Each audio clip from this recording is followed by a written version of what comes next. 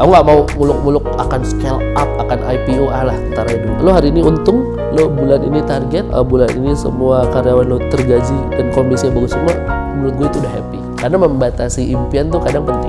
Karena banyak sekali orang yang kemakan omongan motivator TikTok gitu kan, dan telan mentah-mentah, akhirnya amsyong lu. Gua sudah pernah.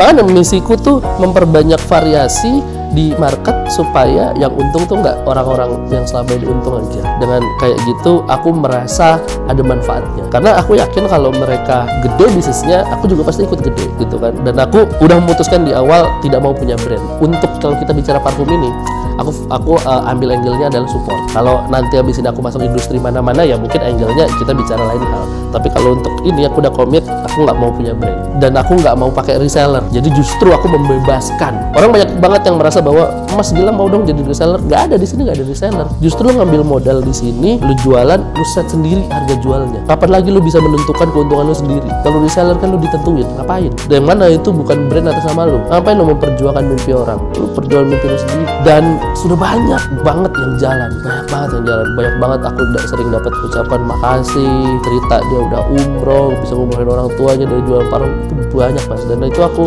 happy gitu, happy dapat omset, happy bikin orang itu bisa punya usaha baru dan jalan, itu aku happy sekali. Gue malah seneng Mas kalau diikutin orang. Gue tuh termasuk orang yang seneng kalau diikutin. Kenapa? Karena pada akhirnya jadi ada bahan compare. Kalau nggak ada yang ngikutin angle gue Mas, menurut gue jadi nggak improve, gue jadi nggak perbaikan. Gue nggak tahu kalau apa yang gue lakuin itu baik atau enggak. Tapi kalau ada yang ngikutin, gue tahu, oh mereka ngikutin ya, oh mereka punya ini ya, oh berarti gue harus lebih dalam lagi, oh mereka punya ini, mereka udah sampai titik ini ya, berarti gue harus lebih dalam lagi. Gue seneng, malah gue seneng. Dan menurut gue pada akhirnya balik lagi, industri jadi rame, dan orang yang pada mau coba masuk ke bisnis parfum jadi punya pilihan. Justru menjadi tanda tanya kalau misalkan gue masuk ke bisnis terus nggak diikutin, wah berarti sepi nih, waduh PR banget nih, bikin ini rame kan PR man.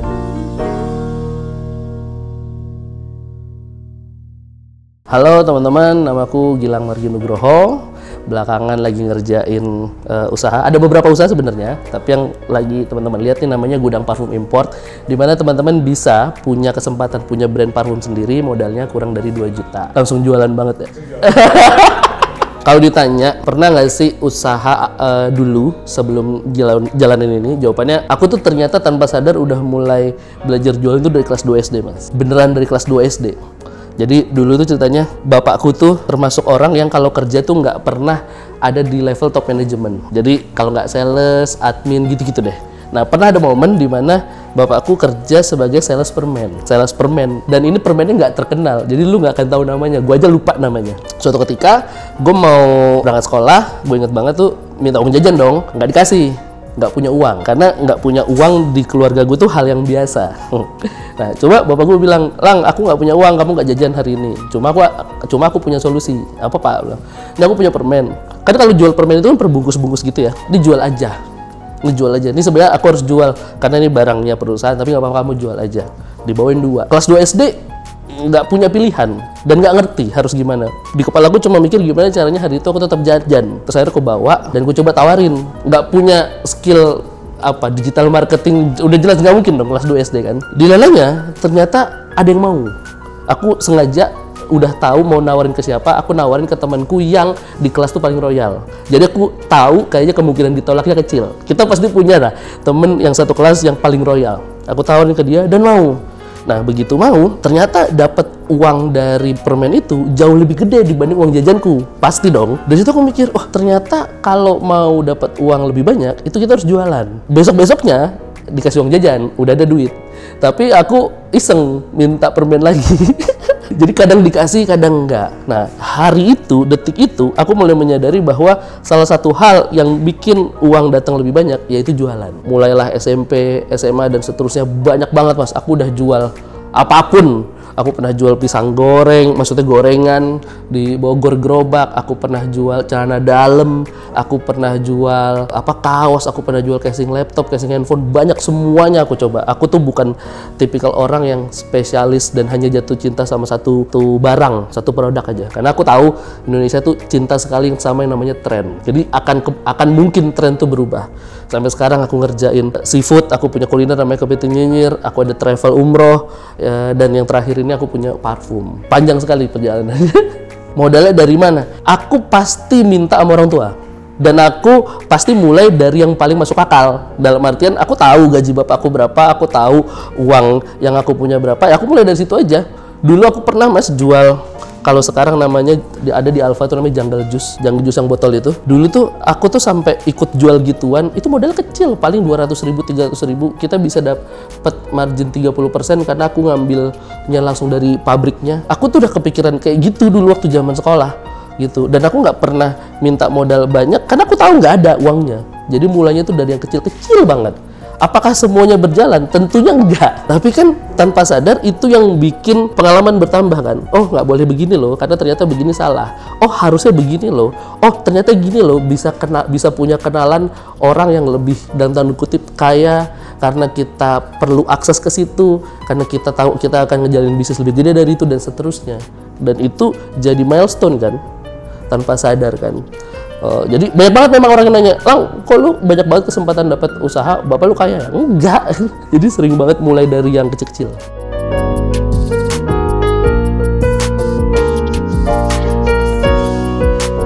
Sebenarnya gue tuh bukan jualan sambil sekolah. Jadi masa-masa sulit itu ada di SD.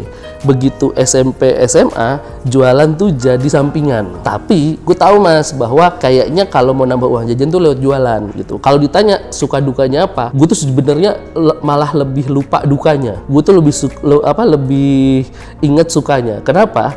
Karena gue cuma nawarin ke teman-teman gue, jadi nggak ada rasa malu. Banyak sekali orang mau coba jualan, tapi mereka terkendala, mereka malu kalau nawarin ke orang, karena merasa kalau kita nawarin ke orang, posisi kita jauh lebih rendah daripada orang itu, karena kita meminta orang itu mengeluarkan uang, gitu kan. Waktu zaman sekolah kan gue nggak punya perasaan itu. Kalau ada yang nggak mau, gitu kan, paling gue ceng-cengin, abis itu dia beli, udah beres gitu. Jadi ada faktor intimidasinya juga.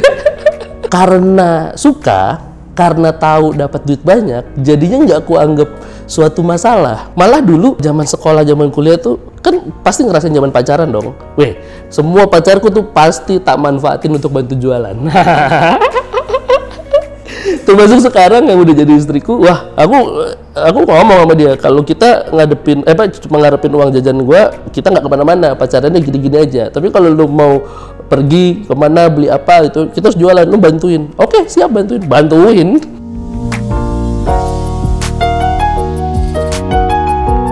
Aku berpendapat gini, kalau kita milih pasangan sebenarnya bukan soal keuntungan aja, tapi yang penting tuh apa sih? Karena kita setiap hari ketemu, maka komunikasi. Kalau komunikasi kita benar, urusan duit, urusan apapun yang lain, itu kemungkinan kecil masalah. Tapi kalau kita udah gagal di komunikasi, wah itu repot, mau urusan apapun repot. Jadi aku sering men-challenge pasanganku, atau aku mungkin juga nggak berasa ya, juga di-challenge. Itu biasanya faktor komunikasi paling penting. Kalau komunikasi udah nyambung, kita minta tolong apa aja sama orang, insya Allah orang mau. Begitupun sebaliknya. Karena makin kesini, aku makin sadar bahwa kalau kita pengen dapat banyak kesempatan lebih banyak gitu kan di hal apapun, mau karir, mau bisnis, mau usaha apapun itu, kita tuh harus peka sama yang namanya kapan kita memanfaatkan orang dan kapan kita dimanfaatkan sama orang. Jadi kita harus fair. Kalau kita mau manfaatin orang, jangan marah kalau di saat kita dimanfaatin sama orang. Dan kita harus sadar, oh iya gue lagi dimanfaatin, nggak apa-apa, tapi one day lu akan gue manfaatin. Dengan kedua-duanya sadar. Itu yang dibilang mutualisme. Karena itu yang terjadi yang sekarang ini. Gue pernah ada di jalan yang benar, pernah kerja. pernah. Dan waktu kerja aja, gue sampai resign 2 kali, Mas. Resign, usaha jaga jalan, masuk lagi. Untung, balik lagi ya, untung hubunganku baik sama orang kantor, jadi begitu masuk lagi, dibolehin dengan gaji yang terakhir, bukan gaji yang ngulang, gitu. Terus habis itu resign lagi. Bismillah, harusnya kita terus usaha, karena dari dulu ternyata tipikal DNA aku senang ngatur dan nggak senang diatur aja. Kalau ditanya goals yang lebih besar dari hanya sekedar uang gitu kan, semakin bertambahnya umur, semakin tahu tentang ekonomi makro dan mikro, karena pengusaha pasti harus aware masa begitu-gitu ya. Aku tuh makin menyadari bahwa memang benar kalau satu negara itu mau lebih baik ketahanan panganan dan ekonominya, itu memang harus angka entrepreneurnya itu banyak. Kita kan sampai dengan sekarang kayaknya masih kurang dari 5%, kecil banget. Dan makin dalam, makin menyadari bahwa ternyata memang penggerak ekonomi Indonesia tuh orangnya tuh dia lagi. Memang kelihatannya banyak brandnya, tapi ngerucutnya tuh dia lagi, gitu kan. Jadi seperti monopoli, tapi tidak terkesan monopoli. Aku sebel. Kenapa? Karena pada akhirnya kalau mereka orang ini sepakat untuk tidak sepakat sama satu kebijakan, repot, rontok ekonominya. Nah, solusinya apa? Solusinya adalah harus ada orang-orang seperti mereka yang lebih banyak lagi. Jadi, market tuh benar-benar bervariasi. Market tuh benar-benar meriah dan banyak penawarannya. Dan semakin market bertumbuh, semakin banyak pilihan, semakin beragam dan bergairah, aku yakin ekonomi pasti jauh lebih baik. Makanya begitu buka parfum ini, tadinya tuh aku mikir kayaknya aku mau pengen sama kayak yang lain deh. Aku nongol dengan satu merek parfum gitu kan, karena udah ngerti cara jualnya, kayaknya ini nggak akan banyak masalah. Udah berangkat aja gitu. Tapi ada rasa ganjel, karena kalau misalkan aku hadir dengan satu merek, yang happy tuh aku sama timku aja. Yang happy nih, omset bagus, timku happy, aku happy, omset jelek ya kita nangis bareng-bareng misalnya kayak gitu. Tapi ini nggak jadi bergeser sama goals yang tadi. Akhirnya apa? Akhirnya aku bikin peluang usaha. Di mana teman-teman yang mau coba masuk industri parfum, lu cobain deh. Gue punya satu penawaran, kalau lu punya uang di bawah 2 juta, lu bisa punya merek brand parfum sendiri. Kenapa harus parfum? Baru tuh aku jelasin. Karena memang industrinya gelap banget, banyak sekali informasi yang ditutup, banyak sekali hal yang memang nggak dibagi ke masyarakat, khususnya tentang dunia parfum ya. Dan selama ini itu jadi mesin uangnya orang-orang itu aja. Aku tuh sering Mas dapat DM, Mas Gilang, aku mau mulai usaha lagi, aku kapok. Aku sempat kapok karena kemarin habis modal 100 juta, kapok. Tapi sekarang aku udah ngumpulin lagi, mau lagi. Ada lagi DM kayak gitu, Mas Gilang, aku kemarin habis bangkrut, sekarang mau usaha, kok aku ada rasa trauma dan seterusnya gitu kan. Karena apa? Karena modal yang mereka keluarin itu gede. Untuk mereka mungkin gede ya, karena size orang beda-beda. Aku berpikir kan, kayaknya ini salah satu hal yang bikin orang tuh jadi takut usaha. Kenapa? Karena takut ngeluarin uang banyak dan belum tentu berhasil. Nah, berarti kan kuncinya di modal, berarti kan kuncinya di uang yang dia berani investasikan tuh berapa. Makanya itu yang ku cari tahu, kira-kira mana angka yang paling reasonable dan yang paling memungkinkan orang keluar, dan kalau nggak jalan pun mereka nggak worry gitu kan. Makanya keluar angka segitu, kurang dari 2 juta bisa running, karena mereka jadi trial kan. Yang berhasil mereka happy banget karena udah pasti laku dan terserah mereka harga jualnya. Yang nggak jalan ya mereka cuma keluar uang 2 juta udah beres dan parfum bisa dipakai gitu. Jadi kemungkinan orang nyobanya itu tinggi gitu. Justru aku tuh menghilangkan banyak gap. Kalau kita bicara apakah ini bisnis yang ideal, menurutku ini nggak ideal, karena biasanya pebisnis lahir dari satu brand.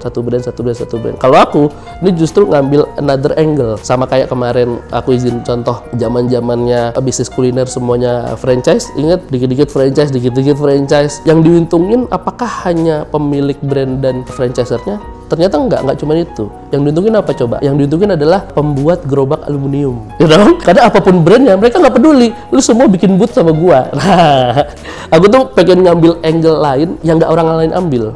Karena kalau aku maksain masuk ke ke angle yang semua orang ambil, kuenya kebagi-bagi banyak banget. Titik balik bisnis yang menghasilkan dan berasa duitnya gitu kan. Kalau ditanya bisnis pertama yang bikin kaya tuh ya kepiting. Seafood itu benar-benar jadi pembuka pintu, dan kita nggak pernah tahu ya kapan kita dinaikin derajatnya. Kita cuma bisa berusaha kan. Aku juga nggak tahu kalau ternyata pada saat itu momentum aku bisa langsung cus gitu. Karena bayangin aja Mas, waktu momen itu aku pacaran sama yang sekarang jadi istriku tuh 7 tahun. Itu 7 tahun kita niat mau nikah, nggak bisa nikah. Karena aku UMR, istriku juga UMR, nggak cukup uangnya. Tapi karena kita niatin dan istriku juga sering bantu usaha, begitu kepiting nyir jalan, 6 bulan itu langsung nikah dari uang dari penjualan. Nah dari situ mulai, udah berarti kalau aku gini Mas, kalau aku tuh menandai ini adalah jalan rezeki tuh gampang. Pertama ngerjainnya gampang, kedua dari hasil yang dikerjain bagus, dan aku ngerjainnya juga nggak banyak tantangan. Kalau udah 3 indikator itu masuk, itu pasti aku all out. Karena pernah banget aku ngerjalanin udah bertahun-tahun, tapi kok kayaknya masih susah, tapi kok kayaknya masih hutang, tapi kok malah masih minus. Itu sering banget gitu kan. Tapi aku masih terus husnuzon, prasangka baik, mungkin nanti kali, ya mungkin nanti selesai.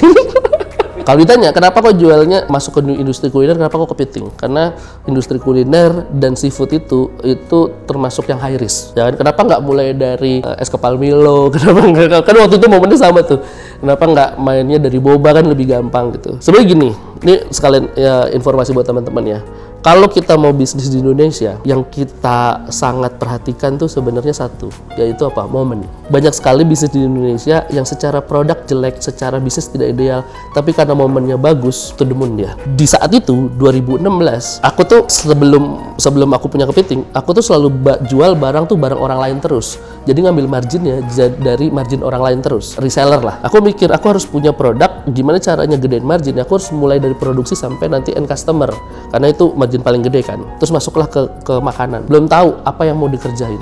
Nah, akhirnya analisa aku, karena udah jualan dari zaman Kaskus, toko bagus sampai dengan sekarang, jadi ngerti produk apa yang akan tren, produk apa yang akan sunset dan seterusnya. 2016 kita cari datanya keluar dua, yaitu yang lagi happening dan akan happening, yaitu semua olahan daging sama olahan seafood. Indikator gampang, indikatornya aku kumpulin semua video orang makan, orang masak, orang lagi tutorial, mana yang view-nya paling gede, mana yang komennya paling gede. Karena waktu itu belum ada data insight analytic, itu belum ada. 3 itu aku kumpulin, keluarnya indikatornya itu. Oh ternyata ngacunya ke seafood sama ke daging. Oke, aku ambil yang seafood. Bener aja, begitu running langsung bem. Jadi momen tuh penting. Momen lebih penting dari produknya menurut, termasuk parfum. Jadi di saat orang nggak ngeh bahwa perfume akan panen, aku udah masuk duluan. Karena aku melihat bahwa oke, industrinya turunannya apa sih, dari kita bicara marketplace, apapun itu, mau Shopee, Tokopedia dan segala macam, banyak sekali orang yang ngasih data berbayar,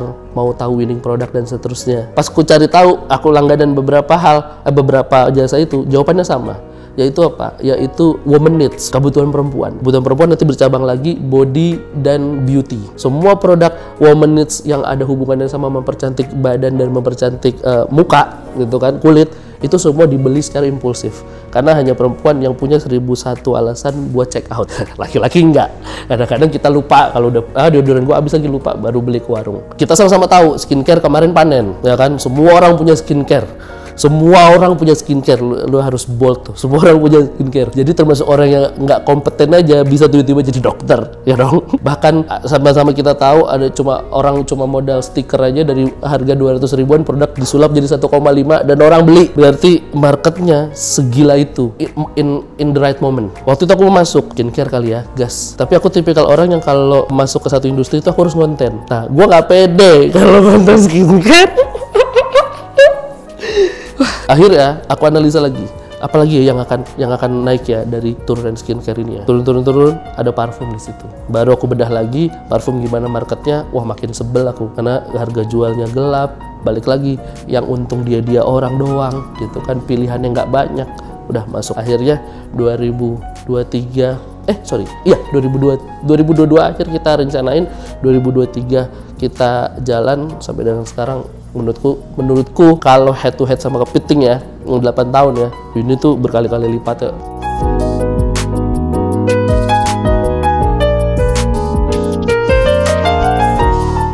Kita tahu sekarang era sosial media, kita tanpa sadar menjadikan sosial media udah jadi bagian dari setengah hidup kita, Mas. Karena kerja di handphone, belanja di handphone, bersosialisasi juga di handphone. Aku perhatiin banyak sekali cara menjual. Kalau kita bicara cara menjual tuh banyak sekali metodenya. Belakangan yang sampai dengan hari ini, sampai dengan video ini nanti di launching, ditayangin, itu harusnya belum bergeser. Yaitu apa? Yang menjadi favorit itu adalah hadir di kontennya. Hadir di kontennya dalam artian ownernya ikut membantu jualan si produknya. Karena sebelumnya aku mencoba cara yang berbeda, yaitu aku jualan kepiting, maka kepitingnya aku videoin. Oke? Kan biasa ya, kita jualan kopinya yang kita videoin, kopi yang kita fotoin. Kita jualan kepiting kita videoin. Ada momennya bagus, ada. Tapi makin ke situ tuh orang makin bosan. Kenapa? Karena banyak yang ngelakuin itu. Oke, jadi nggak ada diferensi nggak ada perbedaan. antara itu. Pada akhirnya aku pelajari lagi, aku analisa lagi video mana sih yang dari dulu sampai dengan sekarang itu tuh nggak pernah turun trafficnya. Video yang seperti apa sih? Itu konten yang seperti apa sih? Jawabannya ternyata satu, yaitu apa? Yaitu ketertarikan manusia dengan manusia lain. Yang nonton sosial media siapa? Manusia bukan? Manusia ternyata senang sama manusia lain. Entah itu secara bentuk fisik, entah itu dari cara dia bicara, entah itu dari cara dia menghibur, macam-macam. Makanya mau itu konten itu isinya apa, penyanyi, orang dancing dan segala macam, itu tuh never stop trafficnya. Berarti aku tahu keyword utamanya adalah manusia tertarik dengan manusia lain. Berarti apa? Berarti di sini yang harus dihadirkan adalah manusia lain yang cerita tentang apa yang dia jual. Oh, banyak banget ya brand sekarang yang laku karena yang nawarin artis, brand ambassador, selebgram. Kenapa ya? Kenapa nggak orangnya aja nawarin? Oh, ternyata karena si orang ini punya daya tarik. Balik lagi, karena manusia tertarik sama manusia lain. Apa sih yang bikin tertarik? Oh, ternyata dia sering bahas satu pembahasan yang nggak pernah selesai. Dia fokusnya kecantikan, dia fokusnya traveling, dia fokusnya macam-macam. Tapi goalsnya tetap satu, followernya tertarik sama orangnya. Jadi orang yang ngomong apa aja dibeli. Guys, aku punya rekomendasi 5 tempat wisata yang harus kamu cobain di Bogor. Kamu wajib kesini karena aku udah kesini. Ya. Itu BIM salah BIM, itu pasti rame semua. Atau kebalikannya, guys, aku kemarin punya pengalaman yang nggak enak banget waktu datang ke satu wisata di Bogor. Kalau aku saranin yang jangan pernah ke situ lagi. Udah BIM salah BIM selesai itu. Berarti dampaknya luar biasa. Akhirnya aku mutusin, oke, berarti kita rubah switch polanya. Yang tadinya kita jualnya produk, maka kita jualnya interestnya dulu. Orang tuh engeh di mana sih? Orang tuh engeh dari siapa yang nawarin. Oke, kalau orang engeh dari siapa yang nawarin, maka nanti akan timbul yang namanya trust. Dari trust itu, maka orang akan menyimpulkan bahwa orang ini ahli di bidang ini. Maka apapun akan closing. Itu yang ku jalani dari kepiting, dari parfum, termasuk travel tuh itu. Jadi aku nggak jual produknya, aku jual orangnya. Aku train orangnya supaya bisa cerita, aku train orangnya supaya bisa menyajikan konten yang bagus, supaya orang kebawa sama apa yang dia tonton. Aku tuh bukan gini, aku tuh bukan tipikal orang yang mempelajari toolsnya, tapi aku mempelajari impact-nya. Kenapa sih setiap minggu tuh selalu ada pembahasan yang lucu-lucu di sosial media? Kalau udah lewat minggu depan, kita ngebahas minggu lalu udah nggak update gitu kan. Kenapa sih video yang viral-viral tuh video yang nggak penting gitu kan? Kenapa sih orang kalau ngelihat judul yang nanggung tuh malah lebih sering ditonton gitu. Nah, impact-nya tuh aku pelajarin.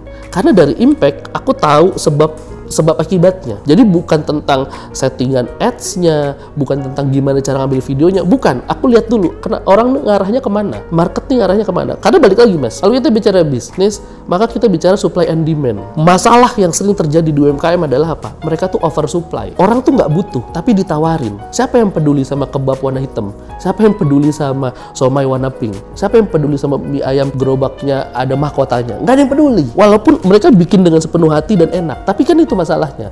Karena mereka mencoba menawarkan tapi nggak ada demand, nggak ada permintaan. Aku dulu pernah ada di momen itu, busuk jualannya, PR. Kenapa? Karena orang nggak butuh. Orang kalau nggak butuh nggak akan beli. Kecuali kita paham dulu orang butuh. Nah balik lagi di hal ini di konten, aku tuh pelajari dulu demand-nya. Orang tuh senangnya kemana sih? Bukan produknya dulu. Oh orang senangnya lucu-lucuan dulu terus nanti baru closing. Oh orang senangnya drama dulu nanti baru cek keranjang kuningnya. Orang senang dikasih masalah dulu baru nanti ada solusi. Padahal solusinya adalah produknya dia. Nah yang kayak gitu-gitu aku ramu. Akhirnya jadi. Makanya aku tuh berani statement bahwa sekarang tuh kita tuh ada di masa gampang banget nyari duit, tapi buat yang ngerti. Kalau buat yang nggak ngerti, pusing. Makanya aku tuh senang kalau ada liputan kayak gini, aku dapat wadah untuk cerita sama orang bahwa mekanisme nyari duit zaman sekarang tuh memang berubah, tapi bisa dipelajari. Kuncinya itu deh. Orang tuh akan tertarik sama orang lain. Jadi walaupun aku gendut, walaupun aku cabi segala macam, aku nggak perlu harus diet supaya lebih ganteng, nggak perlu. Beginipun kalau aku posting, tadi itu kan aku malu, mau jadi apa gue kalau diposting gitu. Tapi ternyata pas aku posting dengan gaya bicaraku gini, selalu ada yang suka gitu, selalu ada yang suka dan itu menjadi daya tarik buat orang lain tuh. Dan semakin banyak itu dilakukan, semakin reputasi itu nggak pernah di skip, maka itu jadi pola. Barulah dari situ kita bicara ads-nya. Dari situ menurut penjualan akan datang. Begitu aku bukan menetapkan, begitu ada beberapa pilihan salah satunya parfum, aku cari tahu dulu mana yang paling possible. Gini mas, karena dari dulu menurutku bisnis yang paling sangat memungkinkan dilakukan itu ada beberapa faktor. Pertama, industrinya akan berkembang atau akan tren. Oke, jadi nggak lagi sunset nih. Jadi secara posisi industri itu aku tahu banget, harus tahu banget aku size-nya dan masa depannya gimana. Terus yang kedua, nilai investasinya. Oke, nilai investasinya sejauh apa, sebesar apa. Yang ketiga adalah bisnis prosesnya. Kalau bisnis prosesnya repot, jadi uangnya, maksudnya dari raw material sampai finish good-nya PR banget itu kan, ini akan berdampak ke poin keempat, yaitu apa? Cash flow. Kalau poin pertama udah checklist, industri akan berkembang.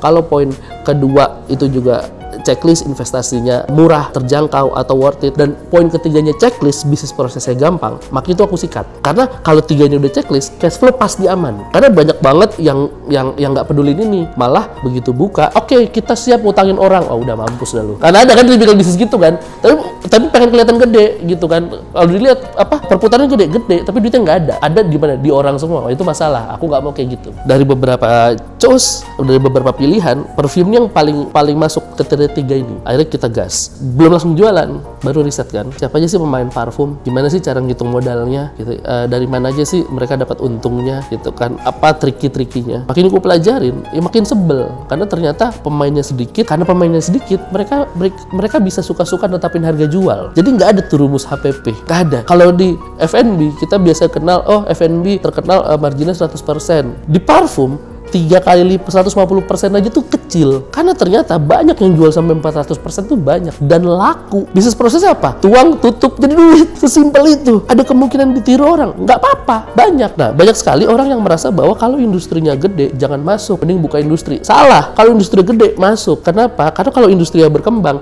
sejelek-jeleknya lo jualan, itu laku. Tapi kalau lo buka industri baru, ngedukasi orangnya itu ampun. Itu perlu ads dan konten yang panjang. Parfum lagi enak, lagi gampang. Kita ngomong asal-asalan aja dalam tanda kutip ya. Orang percaya dan bisa jadi duit karena industrinya lagi berkembang. Makanya pameran parfum sekarang jauh lebih rame dari skincare. Kenapa jauh lebih rame? Karena pertama market ceweknya dapat plus ditambah market cowok. Kalau pameran skincare yang masuk cewek, yang cowok nunggu di parkiran kan. Kalau masuk market parfum yang cowok ikut masuk. Karena mau beli juga. Jadi menarik banget nih. Tapi kalau ditanya apakah akan ada sunsetnya? Pasti akan ada. Nah, itu aku perlu analisa. Makanya dari situ aku berpikir dari awal sejauh mana investasinya. Jangan sampai kita keluar pas lagi sunset atau kita maksain sesuatu yang udah sunset. Ini semua udah by design ya mas. Ini semua udah by design. Aku dipinjemin gudang sama temenku yang punya laundry. Karena banyak sekali aku lihat ada angle orang jualan parfum tuh semua nunjukin tokonya. Tapi nggak ada yang pernah nunjukin gudangnya. Karena mungkin yang lain juga nggak punya gudang dan segala macam. Nah, aku termasuk orang yang karena ngerti datanya, ngerti analisanya dan ngerti ngatur trennya. Aku mau begitu aku masuk tuh langsung shocking everyone gitu. Akhirnya apa? Akhirnya aku ambil angle-nya tuh gudang. Makanya gudang parfum import. Orang mungkin tadinya kaget gitu. Ini kok ada anak muda kecil masih kayaknya umurnya masih muda tapi kok udah punya gudang gede banget. Karena buat orang yang ngerti di industri parfum punya gudang segede gitu, nggak mungkin asetnya di bawah 10M tuh nggak mungkin. Untuk aset parfumnya aja. Tapi kan orang nggak perlu tahu kalau gudangku itu dipinjemin. Ya dong, aku bilang itu gudang parfum. Memang benar itu parfum, tapi itu parfum laundry, bukan parfum badan. Parfum laundrynya parfum badannya masih nol stoknya. Tapi gue nggak bohong, itu parfum memang. Based on demand. Gue dengan bangganya gue sama datang di gudang parfum. Wah mati lo. Itu di sedrem-drem itu parfum laundry semua. Nah konten pertama belum FYP, konten ketiga baru FYP. Ini belum ada di ruko kayak gini semua, kantor semua belum ada. Karyawan juga masih gua sama yang di gudang satu. Itu juga karyawan dipinjemin. Begitu FYP langsung tuk yang tadinya kita hariannya, karena kan kita per paket ya jual ya. Dulu kita jual tuh harganya masih sama 1850, dapat 50 botol. Kalau sekarang udah banyak banget variannya. Dulu kita paling kiriman tuh sehari tuh masih 50 gitu, baru satu paket lah. Paling ada yang sampel aja gitu. Terus sampai dengan sekarang kita tuh maksimal kita tuh di sehari tuh di 1500 botol. Paling sedikit tuh 800 botol setiap hari. Malah sekarang PO-nya tuh bukan PO, maksudnya waiting list itu udah seminggu. Jadi seminggu ke depannya udah tahu gue udah dapat duit dan duit udah masuk, baru dibikinin kan.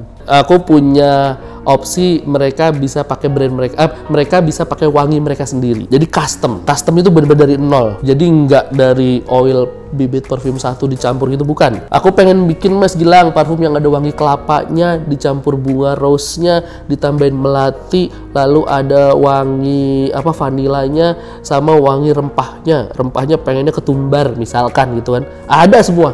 Dah tuh lo bikin, dikasih tahu caranya lo bikin.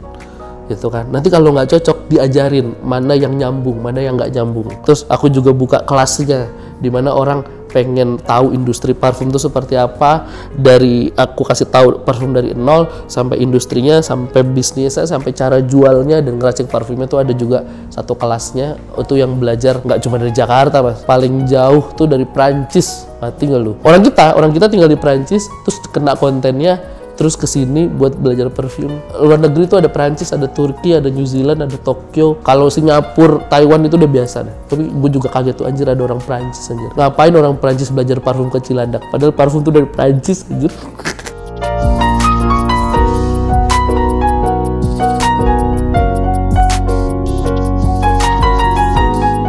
Kalau ditanya pernah nggak sih kita ada di titik terendah dalam ngejalanin bisnis gitu, yang paling challenging lah. Pernah mas, itu 2022 kemarin itu, dimana dari 60 karyawan gitu kita harus pangkas dari 15. Itu sedih banget, bukan kita bicara sedih karena penjualannya turun, tapi kita sadar banget ada lebih dari 40 orang yang nggak akan gajian bulan depan. Yang mana dari 2016 sampai 2022 kita tuh bareng. Jadi gue tuh mas dari dulu tuh kalau usaha tuh karyawan tuh paling jarang keluar masuk. Jadi kalau ditanya sampai dengan sekarang ada nggak di Kepiting Gear khususnya yang udah lama ya, ada nggak yang dari pertama kali ikut? Masih ada orangnya, masih ada. Udah gue omrohin malah kemarin, masih ada. Jadi ada rasa emosionalnya, ada rasa emosionalnya di mana kelihat, aduh ini berarti ibu ini, bapak ini, mas ini, mbak ini bulan depan udah nggak gajian.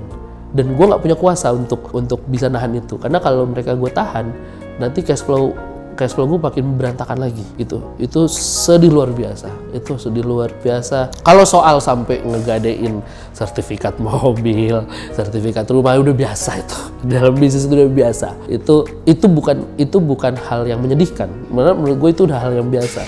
Itu lu aja blow on nggak bisa ngitung gitu, atau lu aja blow on nggak bisa nerka market. Kalau aku nganggapnya itu. Tapi di saat kita kehilangan orang yang bantuin kita dari awal, harus mengurangi karyawan, itu kepikiran.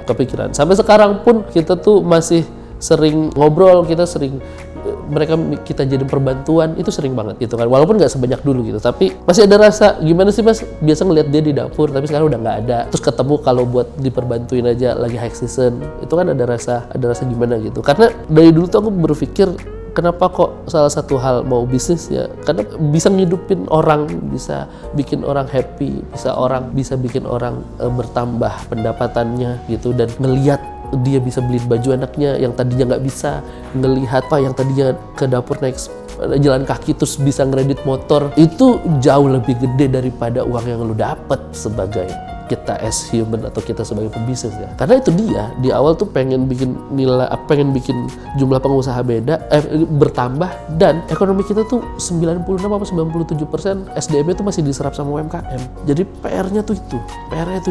Jadi banyak sekali tenaga kerja di Indonesia tuh yang geraknya tuh di sektor informal, yaitu UMKM yang menyerap. Maka kalau UMKM ini bermasalah, aduh berat banget itu. Kalau sales turun, minus, surplus, itu hal yang biasa. Jadi gue nggak kaget lagi gitu ngelihat, oh untungnya gede ya, nggak biasa, udah pernah gue ngelihat, oh berapa minus ya, udah pernah, itu biasa. Tapi kalau ngurangin karyawan tuh berat banget. Makanya di bisnis selanjutnya gue bukan imet ya, gue cari angka idealnya seberapa jauh sih gue butuh SDM, jangan sampai nanti gede tiba-tiba harus ngurangin. Lebih baik gak apa-apa gue punya 1, 2, 3 orang dulu awal, tapi nanti growth-nya menyesuaikan. Kita dari 2023 sampai dengan sekarang baru 15 orang yang ada di sini. Gak apa-apa, cukup gitu kan. Gue nggak worry gajian sampai 2 tahun lagi amit-amit gitu. Kalau nggak ada sales masih ada uangnya. Menurut gue itu lebih wise dibanding kita ngejar sales yang karena gue yakin kok semua yang datang penjualan setiap harinya itu pasti ada rezeki kita semua. Ada rezeki gue, ada rezeki tim gue, semua tuh udah pasti ada. Nggak bisa gitu, karena makin kesini makin peka sama tanda-tanda alam gitu. jadi lebih religius pada akhirnya gitu, walaupun masih belang-belentong sholatnya, tapi gue peka banget sama kayak gitu tuh, gue peka banget. Ini kayaknya udah mulai jelek nih, harus ngapain, oh ini bagus nih, harus ngapain. Itu ternyata sangat ada korelasinya. Sebenarnya apapun bidangnya, satu sih yang lo harus punya, yaitu apa? Rasa tidak peduli sama orang lain. Ada satu budaya kita, budaya Indonesia khususnya ya, yang kalau Praktekan baik bisa jadi baik, tapi kalau dipraktekinnya salah bisa jadi salah. Yaitu apa? Sungkan dan mudah tersinggung. Anjir, di usaha tuh orang tuh nggak peduli sungkan dan nggak peduli tersinggung atau enggak. Kalau lu nggak achieve, lu turun. Kalau lu nggak achieve, lu nggak gajian. Kalau lu achieve, ini bonus lu, beres. Kalau lu achieve, lu berarti bisa jualan. Kalau lu nggak achieve, lu blow on, udah selesai. Banyak sekali kita tuh mau mulai usaha karena nggak enakan. Nggak enak kalau ntar tiba-tiba orang tahu gue lagi ada promo gitu kan, tetangganya ngomong apa, padahal tetangga nggak peduli. Karena sekarang adalah momen paling gampang nyari duit. Jadi please, udahlah, nggak usah peduli tetangga lu ngomong apa, saudara lu ngomong apa, teman kantor lu ngomong apa. Kalau lu jualan, dan jualan itu bukan kegiatan yang hina, justru jualan itu kegiatan yang sangat mulia karena lu bisa bantu orang dan lu dapat benefit dari itu semua gitu. Jadi apapun yang lu perjuangkan, apapun produk yang lu perjuangkan, kegiatan lu perjuangkan, jangan pernah malu sama siapapun. Karena apa? Karena kalau lagi lu susah, lu juga belum tentu dibantu kan. Udah ngapain? Cuek aja udah, gas aja. Orang mau bilang apa dari jualan celana dalam, jualan pisang goreng, terus jualan kepiting sama jualan parfum. Mas Gilang jualannya beda-beda. Gua nggak peduli, anjir. Gua nggak peduli. Lu nggak tahu seberapa banyak duit gua. Lu nggak perlu tahu gua bisa bangunnya siang mau sore segala macam. Gak ada urusan. Udah tugas kita posting di sosial media yang bagus-bagus aja. Karena bikin orang down mentalnya kan di situ. Mau soal apapun bidangnya, menurut gua harus dicoba. Karena nanti pada akhirnya lu akan nemu momen lu sendiri gitu. Mau dapat apa, mau apa gitu. Kalau kita bicara sekarang, gue pasti nawarin parfum karena lagi momennya ini kan. Dan terbukti banyak banget yang mulai. Tapi kalau lu rasa lu nggak pede, ya lu bisa belajar dulu atau lu bisa pilih usaha yang lain. Yang jelas kalau memperbaiki nasib, lu harus usaha sih. Semoga dipermudah. Halo teman-teman, aku ucapin terima kasih banyak yang udah nonton dari awal sampai dengan akhir. Semoga ada manfaatnya. Dan kalau ada manfaatnya, jangan lupa di-share ke teman-temannya. Karena konten di Halo Bos ini banyak banget yang bagus beneran. Dan jangan cuma jadi inspirasi, wajib dilakuin. Karena nanti kalau dilakuin, lo akan dapat kesempatan diliput juga sama Halo Bos. Oke? Pokoknya kalau mau usaha parfum, langsung aja cobain. Kapan lagi modal kurang dari 2 juta bisa punya brand sendiri. Jangan lupa subscribe. Assalamualaikum.